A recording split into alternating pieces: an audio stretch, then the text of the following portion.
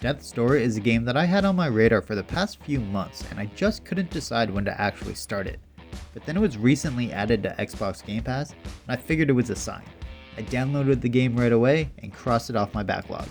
So, let's go over the good and bad of the game and where I think it should be placed in your backlog. Right away, I'm sure you've noticed the visuals and the dark color palette, and I think it works really well. The game is all about death and the darker colors really help to get that point across. There are some bright visuals throughout the game, but only in select characters or items like the healing plants. And it gives a nice visual contrast to help portray life in an area where death is the focal point of everything. In terms of design and graphics, I think they're rather simple, but they get the job done. I think it accurately portrays the feel and vibe of the game that the developers probably wanted to get across. Enemies, trees, buildings all look decent enough. While nothing looks crazy detailed, you can make out what everything is supposed to be, and for me, it works. The audio in the game, on the other hand, is pretty top notch.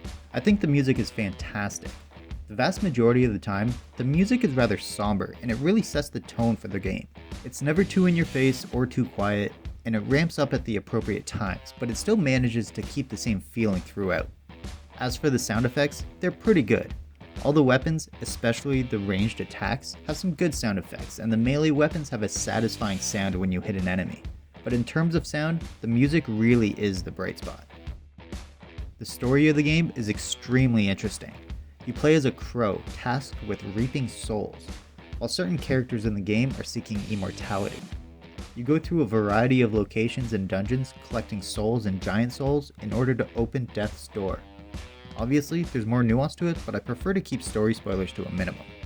The writing in the game is pretty good. Characters do have their own personalities, with my favorite being the local bartender. And I did absolutely appreciate small features like cutting a sign in half and having the text box only show the portion of the sign you're looking at. It's something that doesn't affect the gameplay, but shows the level of detail put into the game. Speaking of gameplay, this game does quite a lot right. First off, it gives control to the player right away, which is something I really enjoy. It helps get me invested in the game. I know some people like to know the lore and have a cutscene at the beginning, but I prefer taking control, seeing how it feels, and walking up and meeting the first NPC to get that cutscene. Aside from that, you have melee attacks with weapons to unlock throughout the game, as well as ranged weapons, from bow and arrows to magic spells which can be unlocked and upgraded. I think the gameplay flows pretty well. It did take some adjusting to go from melee to range and back, but when you get used to it, it becomes second nature. The dodging is also quite smooth.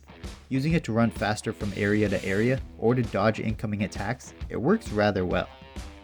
The action of the game can be rather fast paced, and if you don't dodge at the perfect time, you will take damage, and that can be a massive pain because of the way the health system in the game works. Instead of potions or anything like that, you can consume a plant to regain your health, but they only grow in pots scattered throughout the lands, and they don't grow back instantly. So if you use the health, get ambushed and take some damage, there could be quite a few enemies between you and the next opportunity to heal. While I don't hate the idea about the healing system, perhaps the placement of some of the pots could have been adjusted to make it a bit more helpful to the player. Oftentimes, this forced me to play a rather defensive style, attacking from long range to avoid being hit, which is a valid strategy, but when you need to use that strategy for an extended period of time, it starts to feel a little repetitive, but that's typically during the more open area fights. In terms of combat and where it shines the most is during the boss fights. Learning the patterns, keeping from being hit, using your ranged attacks, and using your melee to replenish your range abilities is a fantastic loop.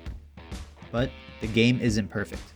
I did spend a lot of time running around trying to figure out where to go next, and because I played on the Xbox One, I spent a lot of time looking at loading screens. There is a hub area where all the doors are connected, but going from one area to the next felt rather slow. And if you wish to unlock everything in the game, you will be returning to previous areas to complete puzzles you weren't equipped for earlier, and this can be a rather slow and tedious process. Because of this, it actually made it more difficult for me to stay invested in the game for extended periods of time. After about an hour of playing, I would just start to lose interest because it just wasn't able to keep my attention all the way through. I would always turn it on and be ready and willing to play for multiple hours, but there was just something about it that couldn't keep me hooked. The game doesn't do anything poorly. I just think the main aspects of the game have been done better elsewhere. In terms of combat, I think I prefer Hades. In terms of orb collecting, I think I prefer Dead Cells.